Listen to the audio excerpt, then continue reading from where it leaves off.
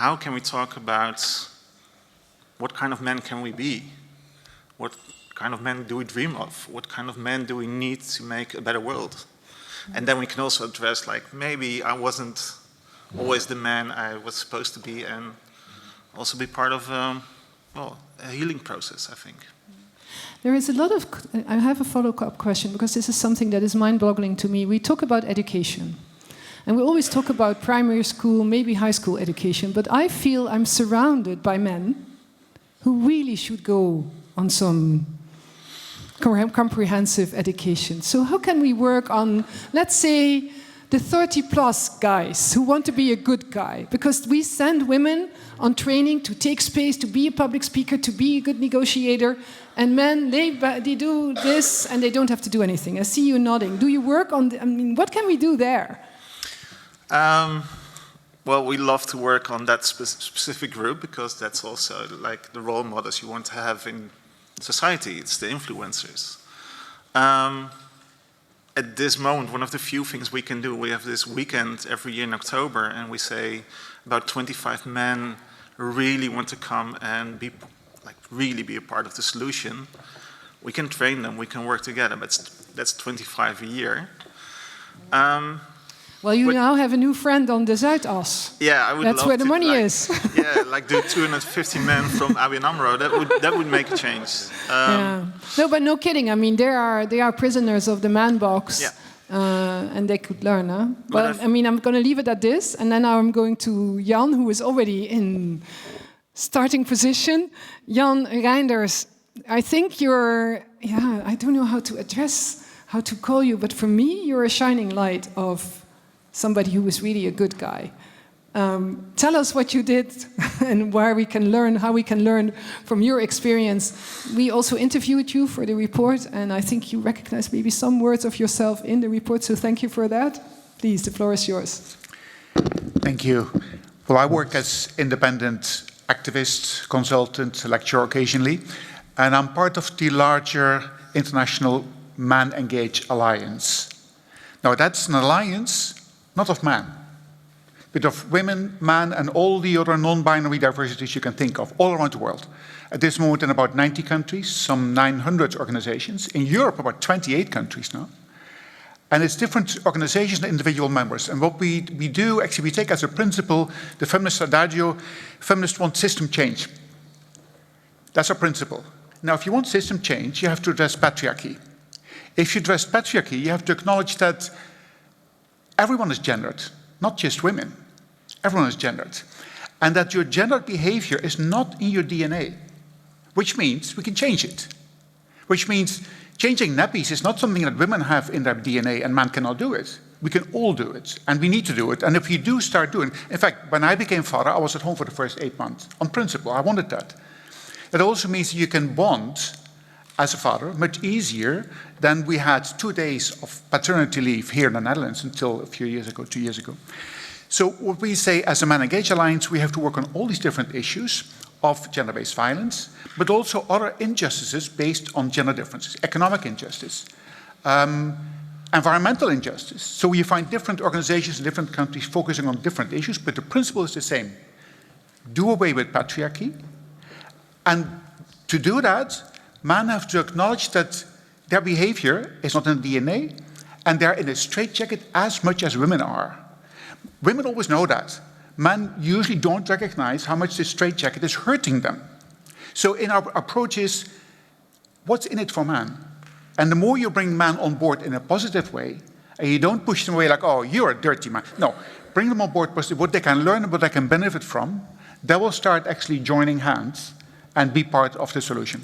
Thank you. Not about them, without them. This was a very strong message I got from the Men Engage friends in Spain. They're like, these women organize these gatherings, and then most of the equality ministries or departments have only women, and then they organize something for men. Don't do that. And I think that was quite a good advice. Yuri Ulrichs from Rutgers, another one of the organizations that is always very generous with their time when we come and knock at the door for insights for our reports. Well, thanks for giving me the floor. Yeah, I work for Rutgers, and internationally we support sexual health with many of NGOs locally. I'm a sexologist, and my specialty is in sex education, also in the Netherlands and in the international field. And what I think is that involvement of men and boys starts with awareness, and Jan has already give me a foresight, a pass, just like you had, that it should be positive. And the awareness it's not about the man cave, but I rather call it a man cage, like Baba said. Men and boys are caged as well. And it's about norms, values, and myths. In my profession, it's about sexuality.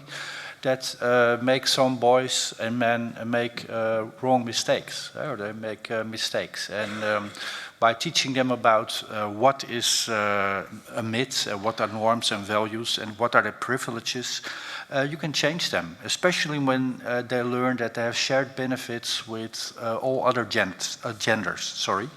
And you see that when we do have our sexual health programs, but also in the programs where we work with sex offenders, young sex offenders, that the awareness of their cage is enough to make them see what went wrong and how they can change to positive, and also for the benefit of other people around them. Thank you. And if you had been a fly on the wall when we had the discussion on my report on innovative approaches of sexual reproductive rights, health and rights, you would have seen on some faces, I don't want to give away, some confusion. Like, really? Are we discussing this here? Isn't this going too far? When I mentioned also including transgender and people who are defined as non-binary, yes, I can see that this is sometimes challenging for people to comprehend, and also this discussion. But we are learning, and sometimes, you know, by being progressive or being having this discussion, it's not taking away rights; it's sharing rights. Yeah. And in this perspective, I would like to say that it's not a one-way learning. We learn from other people as much as we teach them from our experiences as well. Thank you. Now, I have to ask, I send a lot of mails and told people I will give you the floor. Is there somebody who says, Petra, you promised me to give me the floor and you didn't do this? No? Okay, wonderful. Then I'm going to give the floor for 1 minute each. I will start with Baba, Martin, and then Laila. Okay, let me be very fast. I think what, for me, is a takeaway here is the fact that we need to have men on board. We can't do without having men on board. I will just explain a very short story about my visit to Kenya, where we were working on FGM, female genital mutilation, to stop it in that part of Kenya with the Maasai community. And the Maasai community, the men did not aware about the pain that goes through female genital mutilation. The women do it. They only hear about it, but they never saw it until a video was showed to them how the girls were in pain, circumcising them. When they saw that one, that was the biggest impact on their lives. A chief who was there, whose daughter, he said to himself, my daughter will never undergo this. So that is the way men got involved, because now these Morans, these young fighters in the Maasai community, these are now the people helping to stop FGM. So you see how impactful it can be when men are confronted. So my advice would be, take men on board. You know, you have a body of a man you want to change as a woman. Take this guy wherever you go.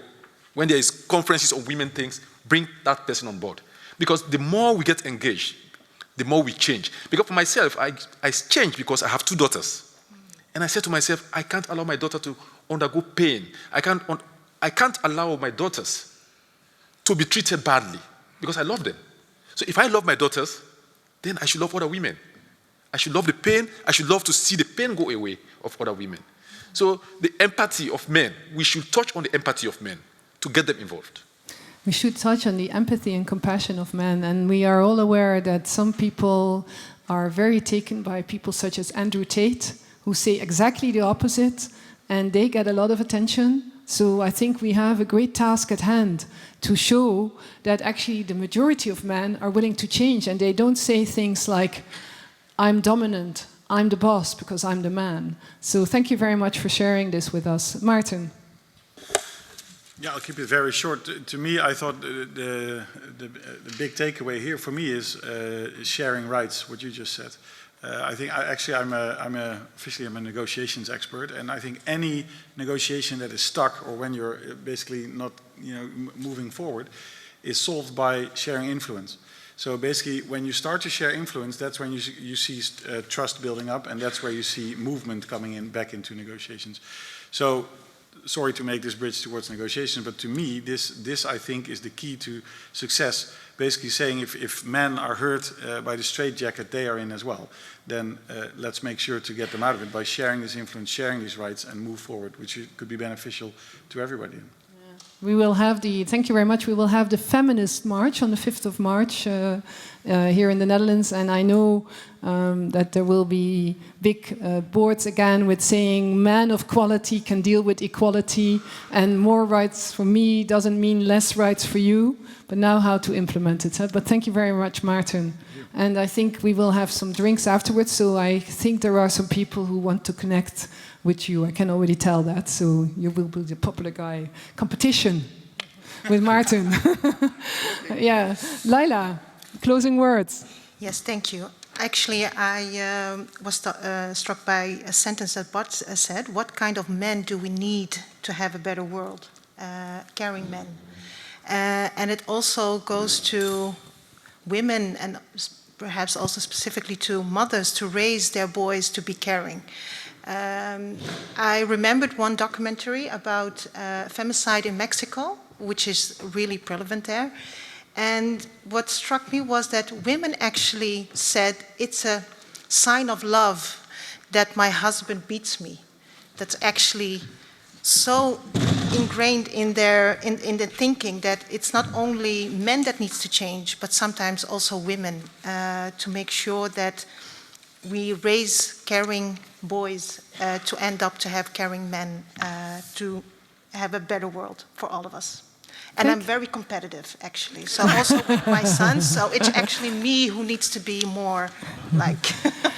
Yeah, thank you very much, Laila. And she already joined us, our amazing Secretary General of the Parliamentary Assembly, Despina, who is also the person. Thank you, Pascal. And I know people have to go. This is not out of interest, but you are also the initiator with a lot of other women to have pace at women at pace. We have 3 more minutes. Thank you very much for being with us up there. The closing words are yours, Despina. Thank you, Petra. Thank you for organizing this. Extremely interesting to have this very alive and interactive exchange. An impossible task. I would like to speak for much longer to sum up what was said, but also to give my own personal experience. I would say that listening to all of us, I thought we are answering to 4 questions. What, where, when, and how. What are we talking about? So the words I want to take away from what I heard from you, a global human rights issue, not a women's issue, but a global human rights issue. Gender violence, but also the role and responsibility of men. This is the second part of our topic, what we're talking about, responsibility of men in combating that.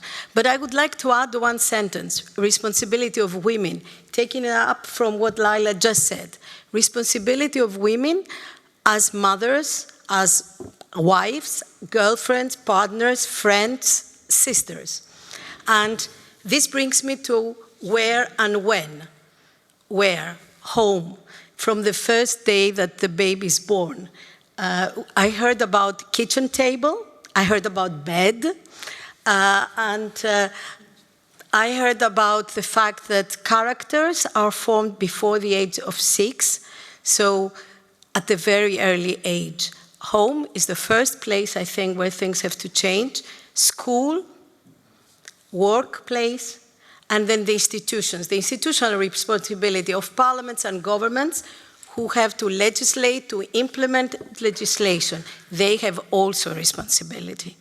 Now, when it comes to how, the words I heard more, I was counting, was change and education. Change mindsets, change mentalities, change legislation. But first of all, yes, change mindsets, change mentalities. I was campaigning to this post as the first woman Secretary General of the Assembly with the word change as the main one, and the song of my campaign was The Wind of Change. So I was very happy when you started this, Petra, talking about the wind of change. But I think we have spoken a lot. We really need to act. Now, what we did in the Assembly, for instance, just to give you one example of change that has been operating now for the last 2 years I'm responsible, we changed the code of conduct, and for the first time we introduced sexism and gender violence and sexual harassment as reasons for which a parliamentarian can be actually sanctioned. These were quite taboo issues. We had realized that with Not in My Parliament campaign, that 80% of women in politics or in the staff working for parliaments are being sexually harassed. But this was not an issue we were really addressing, and I was very marked when at a very early stage of my career, where I had heard sexual harassment phrases, I was told by my superior, oh, come on, you know him. Doesn't mind. Doesn't matter, forget it. No, it does matter, and we have changed that. We have changed participation of women in our Assembly. We have our best man partner, our president, Tini Cox, and we managed to put for the first time this year into force new rules that brought women participation now up to 42%. Still not the 50-50 we are aiming at, but it's still a very good step. We have equality reports like yours, Petra. We are debating the role of women, the role of men and boys in preventing and combating violence as in primary slots. This report used to be the last debate in the week of the session. That this has changed. So I really hope that what we heard today, national action plans, strategies, policies, will bring this education, awareness for professionals, for teachers. We heard about the role also of bystanders. It's not only preventing men actually doing the violence, but also standing by and doing nothing about it. But let's also take the responsibility, we as women, to make it a better world. We don't forget to promote our own market, Istanbul Convention, the gold standard of the Council of Europe. And we have also a handbook for parliamentarians. All this is available to you. So I hope next time we meet, we will be here to contest, to state that there is no longer an issue to discuss, because this will be just a reality. Thank you very much, Petra, for that. A warm hand to Despina. And to our panelists and to all of yourself. I'm concluding. We have some drinks outside of you. Please network. Go to people you've never met before. I see a lot of other people here who I'm sure have wonderful, interesting information to share.